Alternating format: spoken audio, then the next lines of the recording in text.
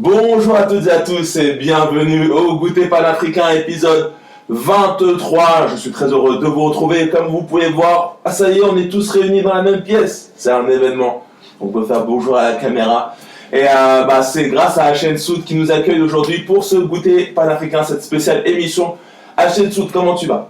Je vais bien, il fait très chaud donc à Paris. Et encore une fois, j'ai mes copanélistes. Je vous remercie donc d'avoir accepté l'invitation donc de venir chez moi pour qu'on puisse encore débattre par rapport donc à l'actualité et surtout sur la même thématique qui concerne donc le panafricanisme. Encore une fois, merci, nous avons toute notre place. Très bien, merci à toi. Juste à côté d'Hachem Soud, on a Daniel. Comment tu vas, Daniel? Ça va, merci.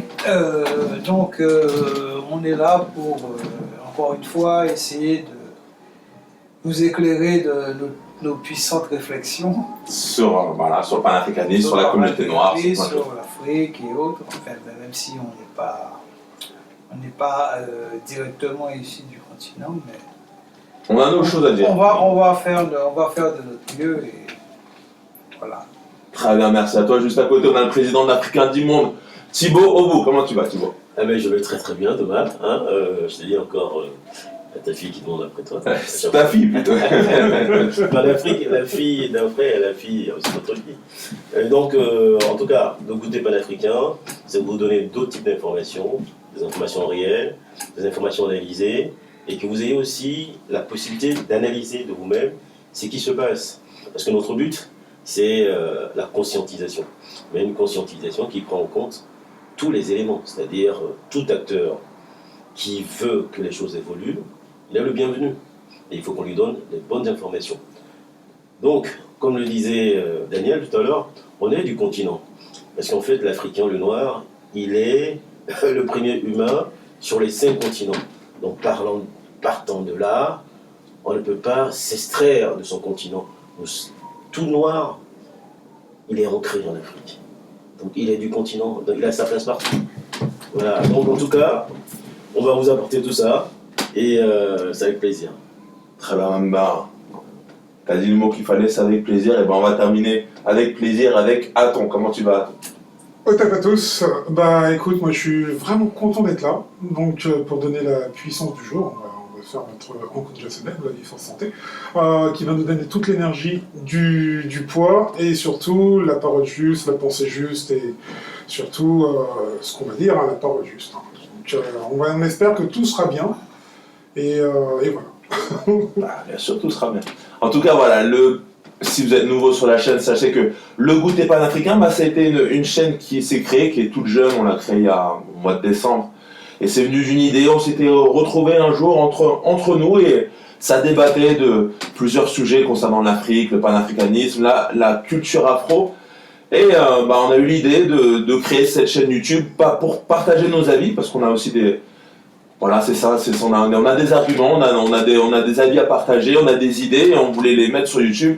Et voilà, aujourd'hui on se retrouve 5-6 mois après, devant vous pour continuer les podcasts. Mais voilà, ça s'est fait ici, le Goûter Panafricain, dans cette pièce. Et aujourd'hui, c'est la continuité. Bon. Je voulais juste ajouter, donc, Thomas, que tous les invités que vous avez pu croiser donc, sur notre chaîne sont de tout cœur avec nous et on aura l'occasion effectivement de les retrouver en septembre de manière régulière. Voilà, exactement. On a eu beaucoup d'invités. On a eu récemment Froco Lulia qui nous a fait un super podcast. On a eu les premiers invités. On a eu Kamkama. On a eu encore l'ambassadeur du Togo. On a eu Pascal Kossivi. Oui. Voilà, on a eu du beau monde et il y en a encore plein d'autres. Vous inquiétez pas, c'est le projet. Le but, c'est vraiment de faire grandir la chaîne et de faire avancer la communauté parce que on en a besoin d'avancer. On a besoin d'aller beaucoup plus loin et vous faire réfléchir. Et on a besoin de vous aussi que vous participez en commentant nos vidéos, en les partageant et en laissant un pouce bleu. Ça nous aide à grandir.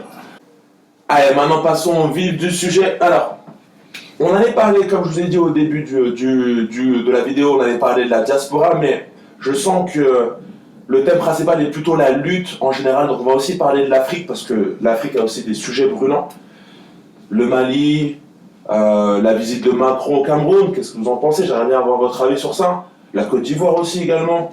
On a Thibaut d'Africa du Monde qui est ivoirien, il pourra nous donner son avis. On a, comme a dit Daniel, on vient aussi d'Afrique, des Antilles, donc on va aussi parler de la diaspora, la lutte. Donc voilà, ça va être le sujet du jour, ça va être la lutte dans le monde tout simplement noir, Afrique, diaspora. Commençons par, il y a Macron qui a visité le président Macron, le président français est venu au Cameroun. Le président français Emmanuel Macron a été accueilli au Cameroun lundi soir, reçu à l'aéroport de Yaoundé par Joseph Dion Ngouté, Premier ministre du pays. Le chef d'État français débute ainsi sa tournée de 3 nations en Afrique de l'Ouest, la première depuis sa réélection. L'objectif de ce voyage est de redynamiser la relation entre la France et certains pays du continent. Le président camerounais Paul Biya s'entretiendra avec son homologue français mardi matin au palais présidentiel. Le président Emmanuel Macron se rendra ensuite au Bénin, puis en Guinée-Bissau. Et moi, j'ai vu ça des vidéos sur les réseaux sociaux, j'ai été un peu choqué de l'attitude des Camerounais envers Macron. Il était accueilli comme une star, ça dansait devant lui, ça prenait des photos. On connaît la France qu'elle a fait en Afrique avec. Voilà, on va pas ressasser le passé, mais voilà, elle n'a pas été tendre, il y a eu la colonisation, il y a eu pas mal de choses. Et moi, je trouve les Africains encore assez gentils par rapport à la France. Et en Afrique, l'Afrique n'a pas été le seul continent qui a été colonisé. Il y a aussi en Asie aussi, les Coréens ont été aussi colonisés par les Japonais. Et les Coréens n'ont pas vraiment pardonné les Japonais sur ça. Comment ça se fait que nous, je trouve, sur le continent noir, on a toujours cette gentillesse avec le colonisateur? Qu'est-ce que vous en pensez, vous, de l'attitude des Africains quand il y a un président européen qui vient sur ces terres? Par exemple, en l'occurrence Macron, qu'est-ce que vous en avez pensé? Petit tour de table sur ça et ensuite on va partir sur les autres sujets. Moi, je trouve que c'est peut-être un détail, mais après, on sait qui finance qui. Hein. Je pense que le président Biya, qui est le président actuel du Cameroun, a sûrement laissé les billets passer pour que quelques personnes qui soient là, dans la capitale, puissent être représenter cet accueil un peu superstar. Mais faut pas se cacher, moi à mon sens, hein, je pense que les Camerounais, pour moi, ils ont surtout pas oublié leur histoire. Faut pas l'oublier, la guerre du Cameroun, c'est pas une guerre c'est une guerre qui passe inaperçue ici en France et dans la diaspora. Mais au Cameroun, je suis persuadé qu'il y a des gens en lutte, je pense à certaines tribus qui ont lutté pour cette libération-là. Et je pense que Robert Ndobé, si on dit ça devant une caméra, c'est pas quelqu'un qui passe inaperçu aujourd'hui. Donc la guerre du Cameroun qui a duré 10 ans, c'est long, 10 ans, hein. 10 ans de guerre, c'est long. Dans les bois, dans les cachettes, etc. L'UPC, ça parle à tous les Camerounais. Et je pense que ce qu'on a vu du président Macron, c'est la première facette. Mais derrière, les Camerounais savent qu'ils sont en lutte permanente contre ce pouvoir. Qu'est-ce que tu en penses toi et les autres panélistes, de l'attitude du président camerounais Biya quand on lui pose la question, il y a une journaliste qui lui pose la question que la France est engagée en Russie, quelle est la position du Cameroun face à ça? Et le président camerounais a un peu botté en touche en disant « je ne comprends pas la question ». Bonjour, Christelle Méral, France Télévisions. Monsieur le Président Biya, le Cameroun a noué un partenariat de défense avec la Russie. Alors, est-ce que la guerre en Ukraine a des conséquences très concrètes pour les Camerounais aujourd'hui? Est-ce que vous condamnez l'intervention russe en Ukraine? Et puis une question au président Macron, l'offensive russe en Afrique est-elle une menace et comptez-vous y faire face? Et puis un volet économique, si vous voulez bien. Sur le plan économique, monsieur le président Biya, les entreprises françaises représentaient 40% de l'économie du Cameroun, voilà une trentaine d'années. Aujourd'hui, seulement 10%. Êtes-vous favorable à ce que la France retrouve une plus large part? Et monsieur le président Macron, comment comptez-vous réveiller les relations économiques entre les deux pays? Merci. Madame, malheureusement, je n'ai pas bien saisi la question. Quelqu'un voudrait-il la répéter à mon intention? En parlant proche du micro. Le Cameroun a donc mené... Il a pas vraiment répondu. Moi, j'ai eu du mal à apprécier ça parce que je trouvais que c'était un manque de courage. Après, c'est mon avis à moi, mais je pense qu'il aurait dû trancher, soit dire oui, il est pour ou non, il est contre. Mais voilà, c'est lui le représentant de son pays, c'est lui le représentant de l'or. Je pense que c'est nécessaire qu'il montre vraiment ses engagements. Macron, quand il est venu au Cameroun, il a montré dans quel côté il était. Il a dit, écoutez, moi, on a intervenu au Mali, il s'est fait passer pour le beau rôle, on les a aidés, ils sont maintenant hypocrites parce qu'ils ne veulent pas notre aide. Cette rencontre a aussi été l'occasion d'aborder la guerre en Ukraine. Le président français a qualifié d'hypocrisie l'attitude d'une partie des États africains vis-à-vis de cette guerre. Le choix qui a été fait par les Européens, premièrement, n'est en aucun cas de participer à cette guerre, mais de la reconnaître et de la nommer. Là où je vois trop souvent de l'hypocrisie, en particulier sur le continent africain, je vous le dis avec beaucoup de calme et de sérénité, à ne pas savoir qualifier une guerre qui en est une et à ne pas savoir dire qui l'a lancée. Parce qu'il y a des pressions diplomatiques, je ne suis pas dupe. Ça, je ne suis pas dupe, d'autres pays africains sont dans la même situation, ils sont un peu hypocrites. On sent que, que Macron a tenu ses arguments face au président, aux dirigeants africains. Moi, j'aurais voulu voir la même chose du président camerounais qu'il est du poing, en fait. Surtout Sachant qu'il est chez lui. 84 ans en plus. Voilà, il est un petit peu âgé, j'ai pas très bien compris. Après, beaucoup de gens excusent son comportement, mais moi j'ai trouvé que c'était... Voilà, qu'est-ce que vous en pensez du fait qu'il botte en touche un peu sur cette question-là, en fait? Daniel, peut-être a envie de répondre. Oui, non, je voulais juste dire que la visite, pour moi, la visite d'Emmanuel Macron, ce n'est que comme un acte désespéré, on va dire. Parce que je pense qu'ils sont en perte de vitesse. Tu penses qu'ils sont en perte de vitesse, la France? Oui, c'est clair. Puisque est-ce que tu partages? Puisque je pense que les populations, les élites africaines, même si bon, elles sont quand même inféodées au pouvoir français, mais il y a quand même une élite qui est décomplexée et qui n'a plus presque aucun lien à voir avec les liens qu'il y avait avec les anciennes élites françaises, la France-Afrique et autres là. Donc je pense que ça c'est fini et ils ont compris que bon, ils avaient plus à gagner. À lutter pour leur indépendance, tout simplement. Non, c'est même pas dans ce sens-là. C'est-à-dire, ils pensent qu'il y a plus à gagner dans d'autres alliances, en faisant alliance avec d'autres pays. Que c'est des choses simples. Hein. Il suffit que tu fasses, voilà. Et puis, il n'y a même pas même pas s'inquiéter comme avant, parce qu'avant tu risquais de te faire descendre, voilà, pour un mot de travers et autres. Là les choses se font, se mettent en place, comme on dit, mutatis mutandi, les choses se font naturellement.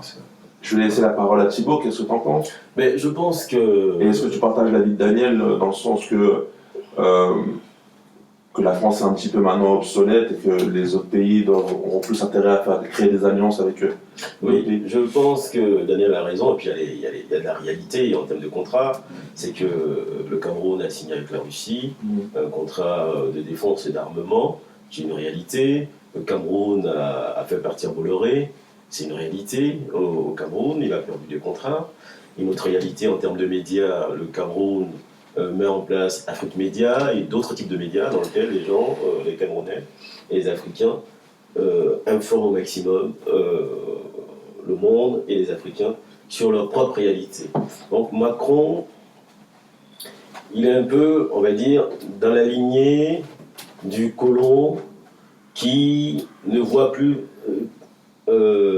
partir sa proie, en fait. Il est toujours dans sa tête. Même s'il a 44 ans ou 45, il se considère toujours comme le propriétaire du Cameroun.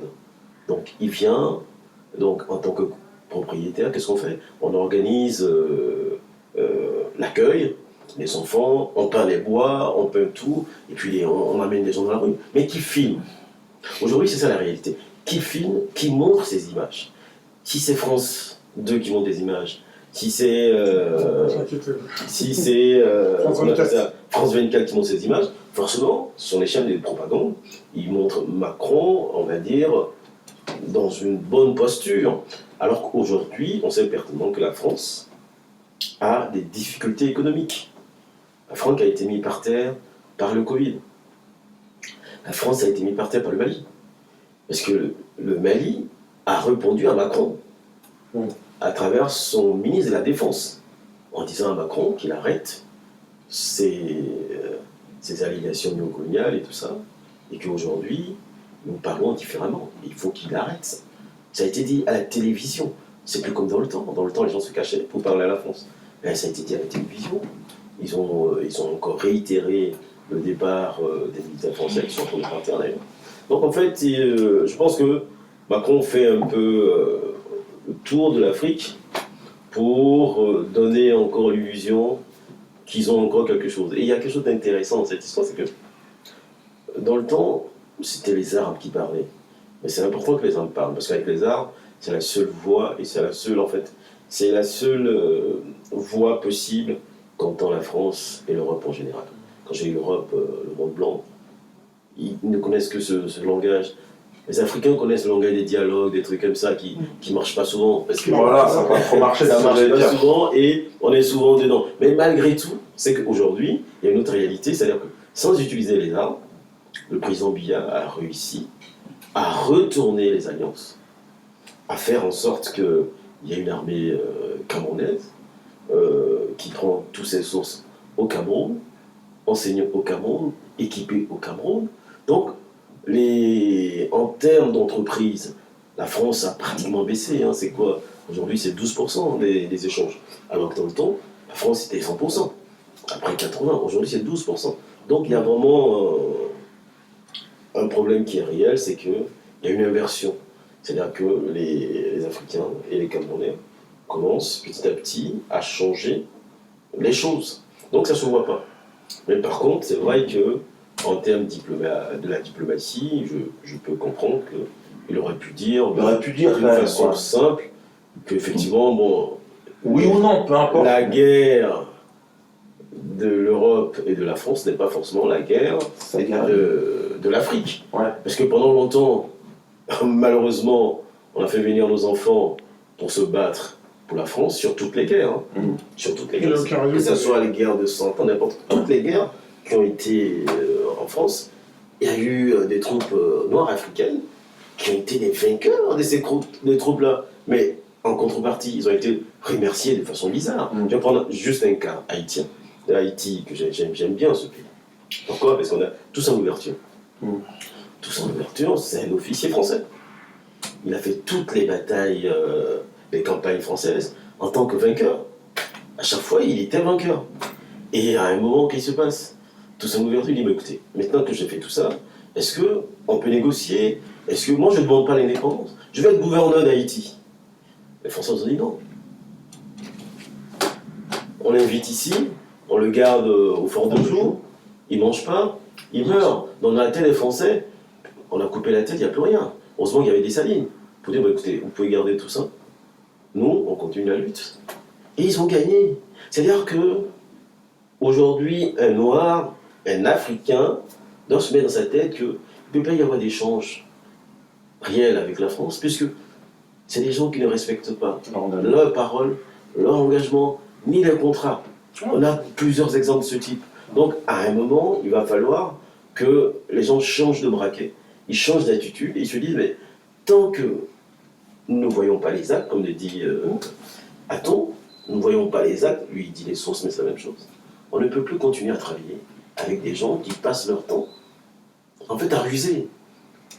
Donc aujourd'hui, je pense que chaque Africain, là où il se trouve, que ce soit en dehors du continent, donc diaspora, doit être conscient que sa tâche, c'est de faire en sorte que sa vie soit en sécurité partout, sur les 5 continents. Tant qu'il n'a pas mis ça en tête, on ne pourra rien faire. Hachim Sout, est-ce que tu partages l'avis des panélistes et sur le comportement du président camerounais, est-ce que tu penses qu'il aurait dû trancher, ou plutôt la jouer diplomatique comme il a fait, par répondre à la question? Qu'est-ce que tu en penses? Bon,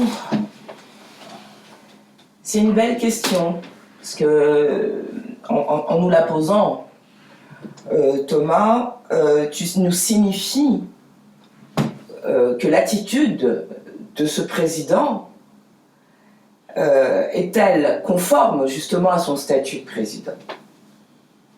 Puisque apparemment, ça nous renvoie à une offense. Il y a eu des paroles infamantes. Un président incarne une république, parle à un autre, à son homologue, qu'il ne reconnaît pas comme tel. Qui est Paul Biya? Depuis 1982, Paul Biya est au pouvoir. Ça signifie quoi? Qu'il n'a jamais été inquiété. Nous sommes en 2022. 40 ans, c'est l'âge de raison. Qu'est-ce qu'il a à nous dire, ce président? Il ne nous dit rien. Il n'adopte aucune posture et il n'incarne rien. Pourtant, Macron arrive, il lui dit quelque chose. Il lui dit, au-delà de Paul Biya, vous n'en faites pas assez à mes yeux.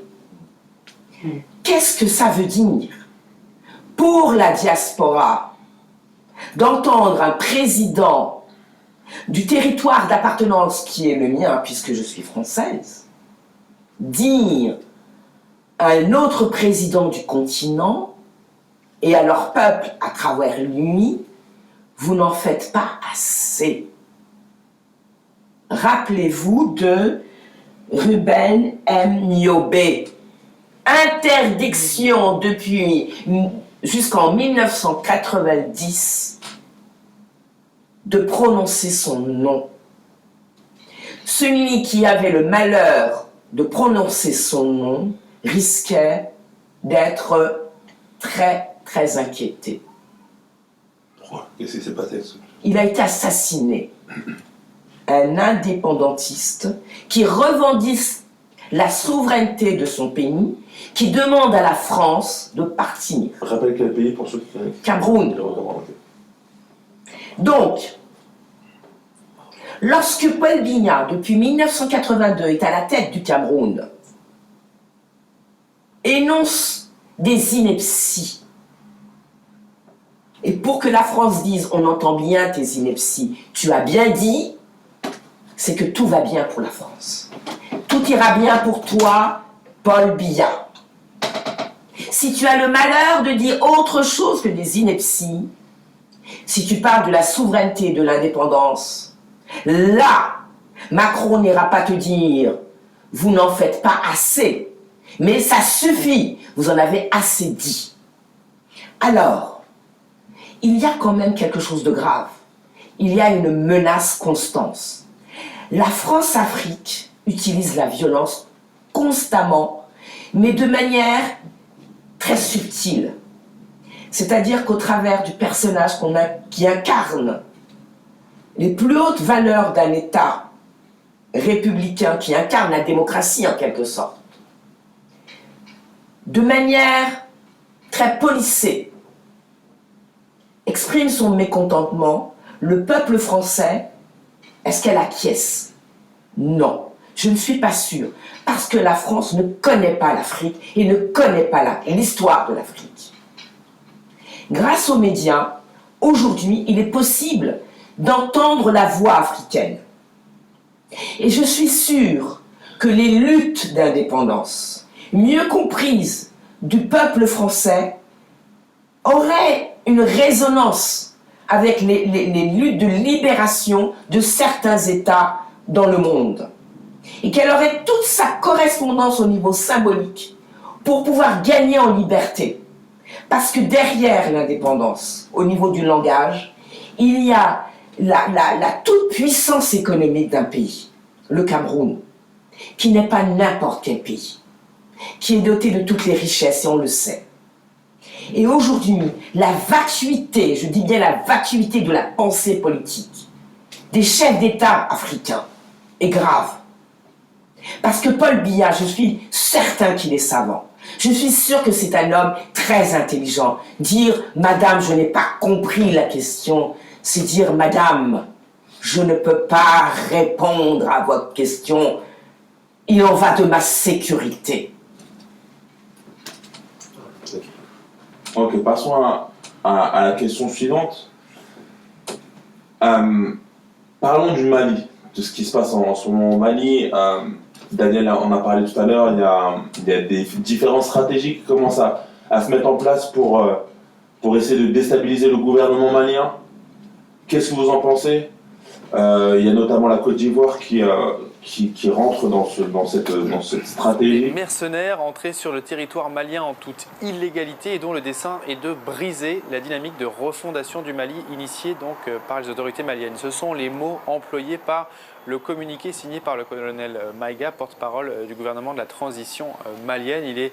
Il décrit une situation grave, aussi bien pour les 49 soldats ivoiriens qui ont atterri dimanche soir à l'aéroport de Bamako que pour les relations entre le Mali et la Côte d'Ivoire. Le communiqué malien précise que ces soldats ne se seraient rendus sur place à l'insu et sans autorisation valable des autorités ivoiriennes.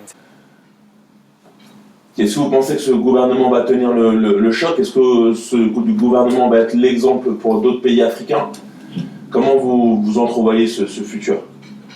Toi qui es ivoirien, qu'est-ce que tu en penses, Thibaut? En tant qu'Africain et Africain du monde, c'est-à-dire ivoirien, noir de tout le monde entier, mais c'est vrai que je suis de la Côte d'Ivoire. Avec le temps, on va changer ce nom. Pour revenir maintenant au Mali, je pense que depuis longtemps, comme l'Éthiopie a vécu ça et l'Égypte a vécu ça, c'est que les pays africains sont souvent isolés. C'est-à-dire que quand un pays africain commence à se débarrasser de l'agresseur, donc du colonialisme, il est souvent tout seul, alors qu'en face, ils sont en coalition. L'Europe a toujours marché en coalition. Ils viennent en coalition. L'Amérique, toute l'Europe, le Canada, ils viennent tous ensemble. Alors qu'au Mali, ils sont tout seuls. Le Mali est tout seul, il est isolé, et en plus, il y a un pays juste à côté, Côte d'Ivoire, qui sert de courroie de transmission, à la fois de mercenaires, d'armes, pour aller contre le pays frère qui est juste à côté. C'est quand même un peu affamant. Mais par contre, ce qu'il faut dire en termes de stratégie, c'est qu'il faut que cette lutte malienne se réplique. Ça veut dire quoi? Ça veut dire qu'il faut d'autres pays qui fassent la même chose, pour qu'au final, ils arrivent à se coaliser pour réellement répondre. Parce que si c'est que le Mali, lui seul, qui se bat avec une alliance russe, bon, ça peut tenir pendant un certain temps, mais à terme, il y a des possibilités de faiblesse. Donc pour éviter ça, il faut absolument que tous les pays qui sont aux alentours, c'est-à-dire pour le Burkina Faso, même si aujourd'hui, le Burkina Faso a leur tête quand même, on va dire, un militaire qui est passé ici par la France, et donc qui est un fervent de l'armée française, d'Aniba en ce moment.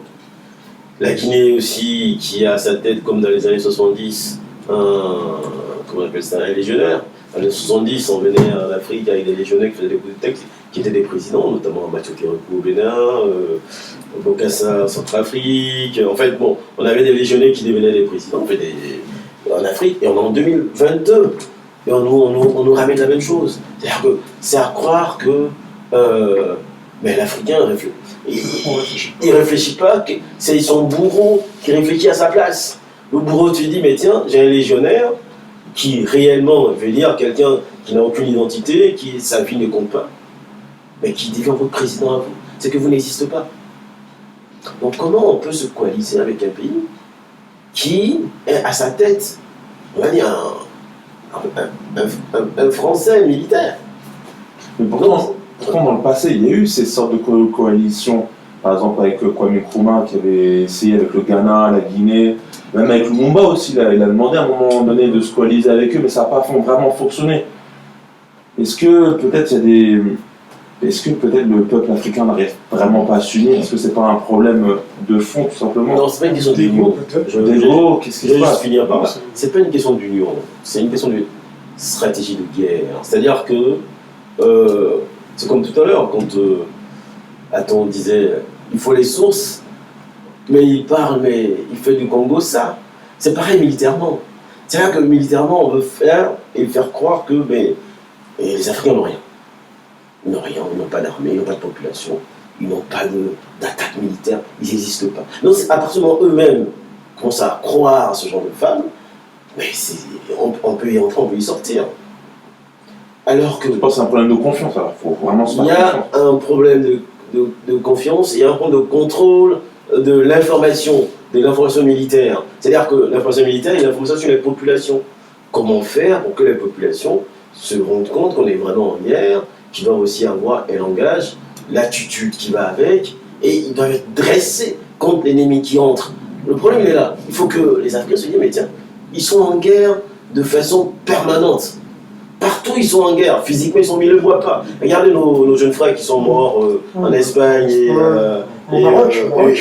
au Maroc, qui ont été tués comme des poulets, qui ont été tués. Mais quelle est la réaction que nous avons eue?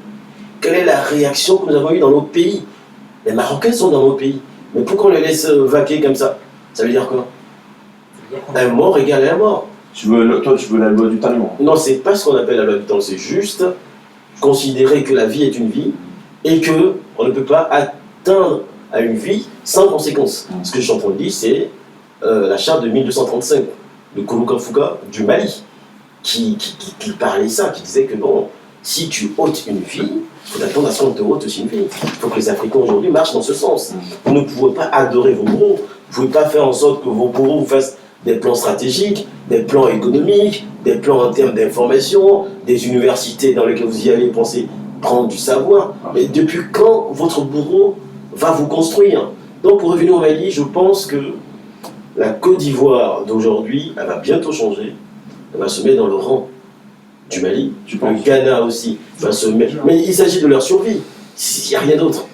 Le Burkina Faso doit se mettre aussi dans le rang du Mali. Enfin, toute l'Afrique de l'Ouest. Et après, on va vers l'Afrique centrale, on descend dans le sud et on remonte. Parce qu'on a un gros combat au nord, c'est que les Noirs sont inexistants. Alors que dans chaque pays, aujourd'hui, Maroc, Algérie, Tunisie, 50% de la population est noire. Mais ils n'existent pas. Ils n'existent pas en termes d'identité. De la Mauritanie aussi. Ils existent. Mauritanie, c'est en Afrique de l'Ouest. Ils sont vraiment très esclavagistes, mais ils sont... Donc, c'est les gens qui n'existent pas. Donc, on a des combats à mener qui sont au quotidien. Donc, le Mali, il faut que chacun, qui soit en Martinique, qui soit en Haïti, en fait, là où il se trouve, doit apporter sa force au Mali pour que le Mali tienne debout. Si on arrive à faire ça, mais la coalition elle est faite toute seule, puisque les pays aujourd'hui sont dirigés par, on va dire, par les mercenaires et tout ça. Donc, les seuls qu'on ne peut pas aujourd'hui saisir, c'est, comme dit Adjetsu, la diaspora, qui sont partout dans le monde et qui sont hyper instruits, qui sont hyper techniques, ils ont du savoir, mais que chacun prend son passeport, qu'il aille au Mali, qu'il s'oppose et ils se mettent à la disposition du gouvernement malien. Voilà le combat qu'on a mené. Chacun doit mener ce combat. Attends, qu'est-ce qu'on pense? Non, moi je suis entièrement d'accord avec Thibaut. Est-ce qu'on devrait s'engager la diaspora? Si Thibaut il ne va pas vers le mot d'union panafricaine, mais il le pense très fort. Et il faut qu'il y ait une union panafricaine. C'est ensemble qu'on est plus fort et c'est pas, il le dit lui-même, c'est pas un pays tout seul qui va aller en guerre. Donc il en faut au minimum 2. Donc il faut que ces pays-là se distinguent, mais il va encore plus loin en disant que c'est même pas au niveau des pays que ça se décide, c'est au niveau de l'individu. Il faut que les individus prennent conscience dans l'état qu'on est. Et je suis entièrement d'accord avec Thibaut, quoi. Il y a pas grand-chose à ajouter dessus.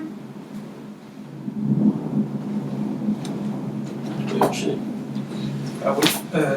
Daniel, qu'est-ce qu'on pense? Oui, en fait, je pense que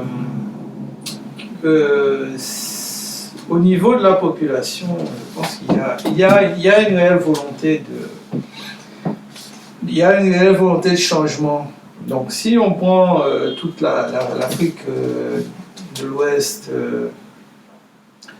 donc des pays phares, on va dire Côte d'Ivoire, Côte d'Ivoire encore, mais aussi au niveau du Sénégal, du Mali, du Burkina Faso, on a vu que la jeunesse de ces pays a réellement une réelle volonté de changement, parce que c'est une jeunesse qui est instruite, ou si elle n'est pas instruite, mais elle est quand même au courant de ce qui se passe, parce qu'on a les moyens du net et autres pour s'informer, même si bon, les télés nationales, même ici on voit ce que c'est. Donc on aura beau essayer de mentir à quelqu'un, mais s'il n'a que ça, bon, à l'époque c'était bon, aux Antilles, ici, bon, on n'avait pas le choix, on pouvait que boire ce qu'on nous racontait. Mais maintenant ce n'est plus le cas. Donc les gens sont la jeunesse ou une certaine génération, elle est au fait de ce qui se passe. Donc même si maintenant on parle du Sénégal avec des élites qui sont hypocrites, qui font croire que bon, ils vont apporter le changement, et que, sachant bien que ces élites-là elles sont couvées par l'oligarchie internationale, pas forcément seulement française, mais on va dire américaine ou européenne. Donc ces gens-là, je pense qu'ils jouent le jeu encore, mais est-ce qu'ils vont pouvoir résister à la poussée des populations jeunes, formées au fait des stratégies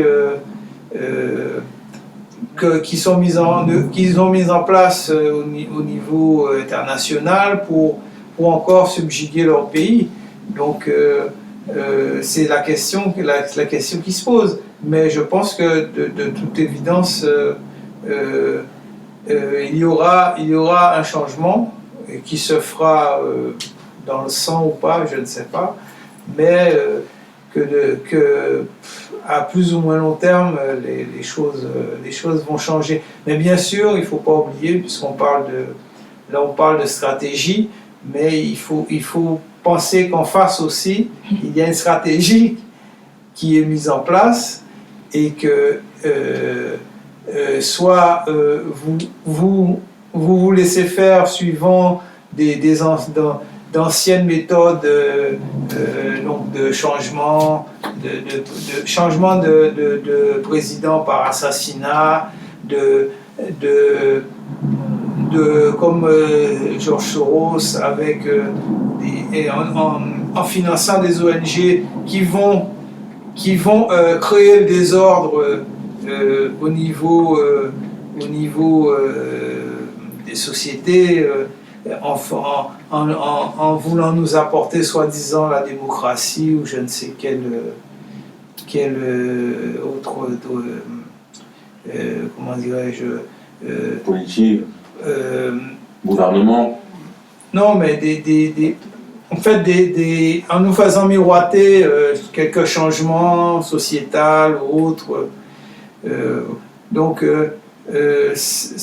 en face, on a ça, et de l'autre côté, on a une volonté de changement, mais qui n'est pas guidée, mais quelque chose d'assez diffus, quoi. Et donc le but ce sera de trouver des têtes, on va dire, de pont qui vont essayer d'amener ça à son but, et pouvoir réellement exercer une pression vis-à-vis de tout ce qui a toujours été mis en place jusqu'à maintenant. Hachensout. Alors,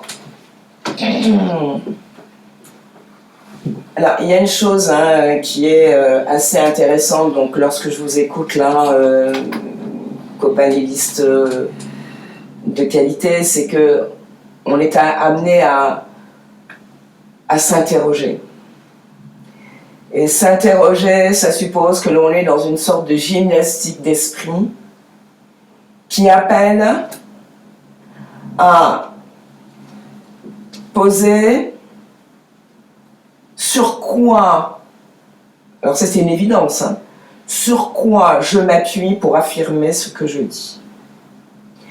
Là, nous sommes tous d'accord que nous avons été formés. Macky Sall, tout récemment, a énoncé une évidence aussi, qui est les réseaux sociaux sont le cancer des sociétés. Macky Sall, donc, qui n'est pas n'importe qui, comme vous le savez, c'est déjà le président donc, actuel du Sénégal et le président en exercice de l'Union africaine, en énonçant ceci, affirme: vous devez être aveugle, sourd et muet. Le contrôle des masses est actuellement un enjeu fondamental qu'il s'aperçoit que les grandes structures d'information sont en train de la perdre. Parce que de manière périphérique, il y a d'autres modes d'accès à de l'information. Et cette information-là, elle requiert donc de chacun de mobiliser ses facultés pour, en plus d'accumuler des informations, mais de se défaire d'un type d'accès à la réalité. Parce que dire qu'aujourd'hui nous n'avons aucun outil, et ça j'avais tout à l'heure entendu ce terme-là, c'est de dire, lorsque la France et les États, les 19 États européens font des investissements en Afrique, les États-Unis, la Russie et la Chine de manière incidente, ils le font de manière telle que les retombées, les personnes du continent n'en voient jamais la couleur. Et pourtant, lorsque vous allez sur des presses Internet, agences Ecofim, etc., vous avez l'impression qu'il existe effectivement une masse de retombées au niveau donc, de la population, qu'il y a de l'emploi, etc. Non, il y a de l'emploi, certes, mais c'est le coût du travail. Le coût du travail en Afrique est tel que la paupérisation de la population, elle est faite de manière tellement organisée par l'intermédiaire donc des gouvernements que la seule solution aujourd'hui, c'est de s'informer de manière plus globale en comparant effectivement combien coûte un travailleur lorsqu'il est sur son continent et hors de son continent. C'est-à-dire qu'à un moment donné, la question donc de la révolution doit passer par des outils de comparaison, même si ça fait très mal à Macky Sall, mais au contraire, je remercie les ingénieurs de la Silicon Valley. Et je ne le dirai jamais assez. Merci.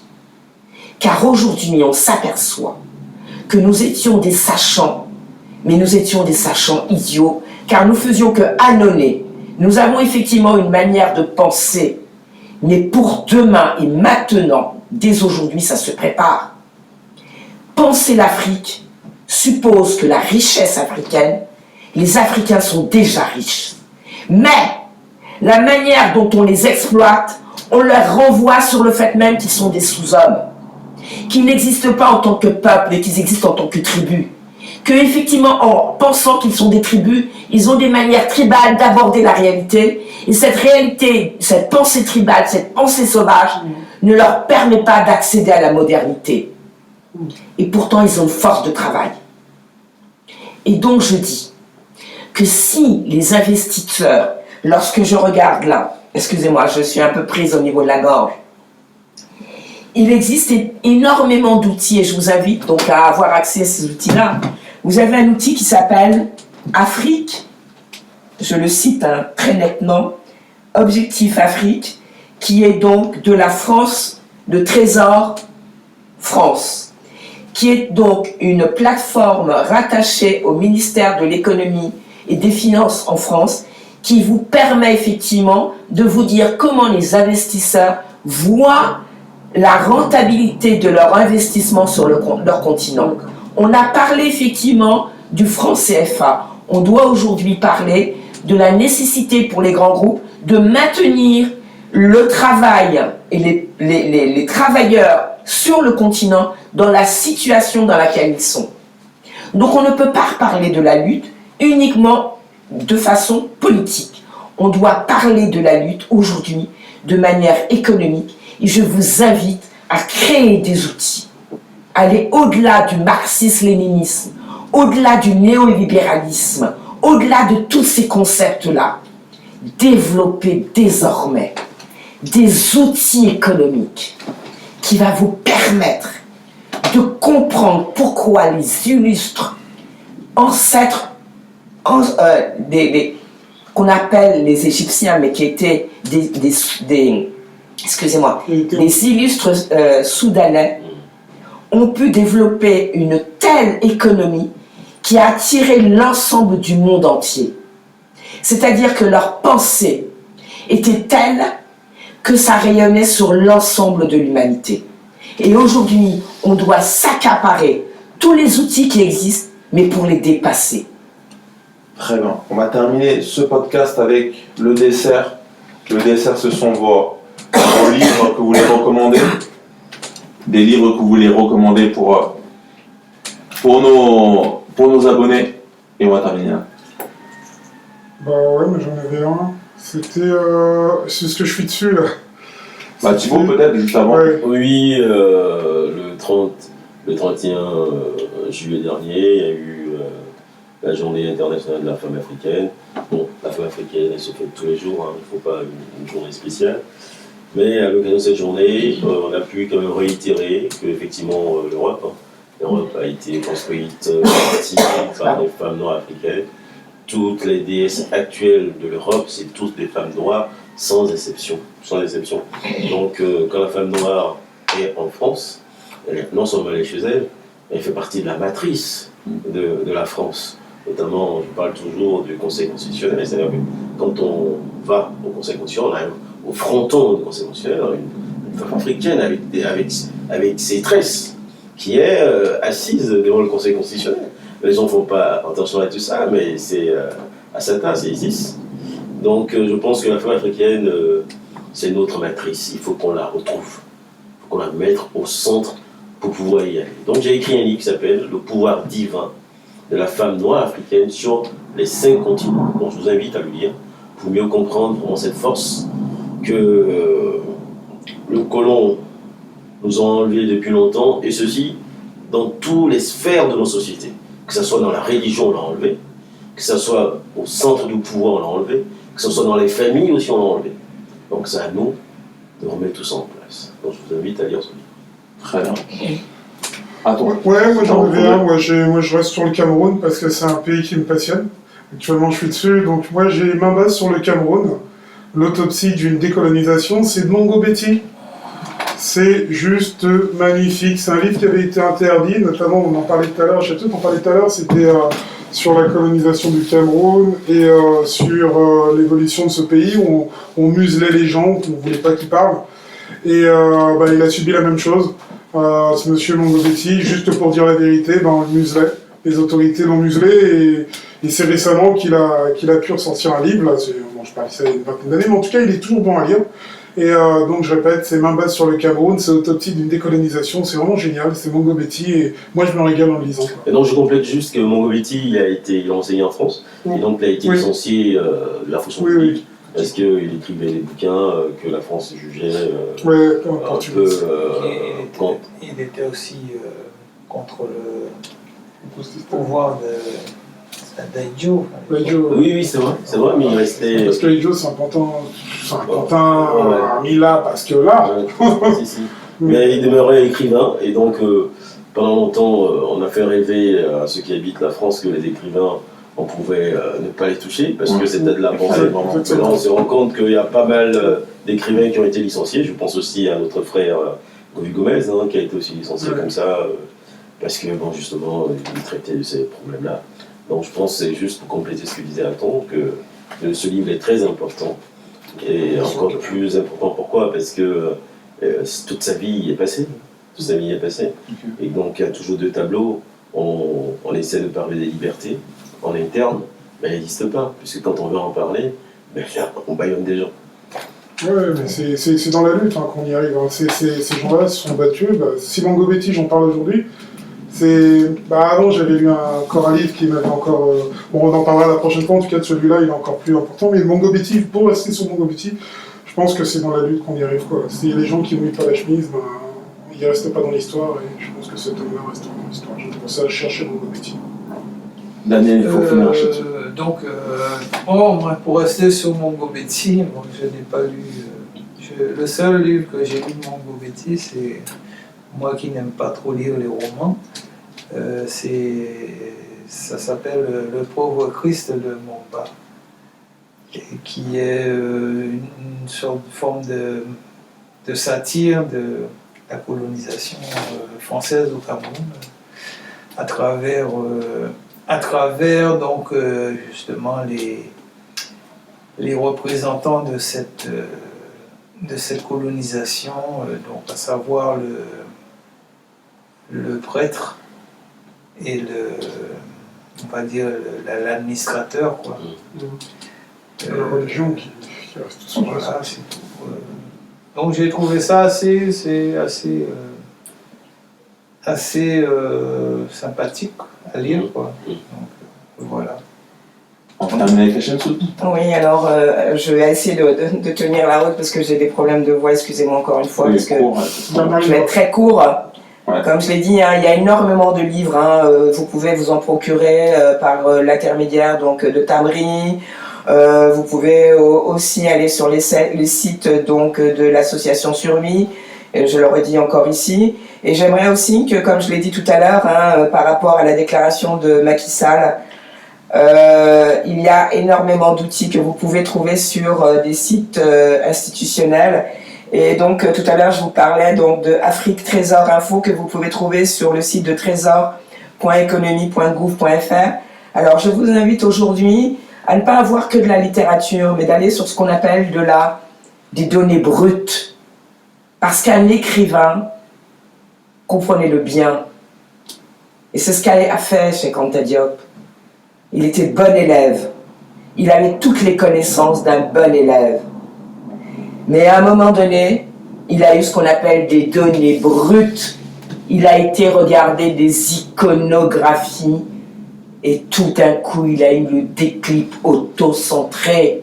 Donc ça veut dire quoi? Vous avez beau être bon élève, vous pouvez utiliser toutes les données brutes qui vous intéressent, toutes les littératures qui vous intéressent. Mais sachez-le, un écrivain utilise d'abord la réalité. Dans la vie, ici et maintenant, je vous invite à vous prendre, vous, comme une base de recherche. Vous êtes qu'un mythe. L'avenir, c'est vous qui allez le construire. Vous allez le construire parce que vous allez prendre des données brutes. Lorsqu'on vous dit que vous êtes des tribus et que vous l'enregistrez, lorsqu'on vous dit Égypte et que vous l'enregistrez, et que vous ne pensez pas que c'est le Soudan, vous êtes déjà phagocyté. Donc aujourd'hui, je ne vais vous donner qu'un seul conseil. Soyez des lecteurs éclairés. Ok. Bon, je pense que le message est bien passé. Bon, merci à toutes et à tous. Voilà, c'était le goûter panafricain. J'espère que ça vous a plu. En tout cas, on a essayé d'être... on a fait un gros podcast, je pense plus d'1 heure là, on a fait partager nos idées. Merci à vous si vous nous avez suivis jusqu'au bout. En tout cas, laissez un commentaire, ça nous fera toujours plaisir de vous lire et de partager des idées. Si vous êtes pour ou contre, voilà, ça ouvre le débat. Pensez bien sûr à vous abonner à notre podcast. Vous pouvez nous voir sur YouTube, mais on est aussi sur les plateformes de podcast comme Google Podcast et Spotify. Spotify, on est aussi dessus. Et de toute façon, les liens sont en dessous. Pensez aussi à regarder les livres que vous ont proposés les panélistes. Tous les liens sont sous la vidéo pour vous procurer tous ces livres, tous ces bouquins. Voilà, qu'est-ce qu'on peut dire d'autre? À la prochaine en tout cas pour les prochaines vidéos, pour le prochain contenu. Soyez toujours là et on se retrouve très bientôt. Merci la fine équipe. Et partagez au maximum. Partagez au maximum, bien sûr. Il n'y a pas de danger. Salut. Au top.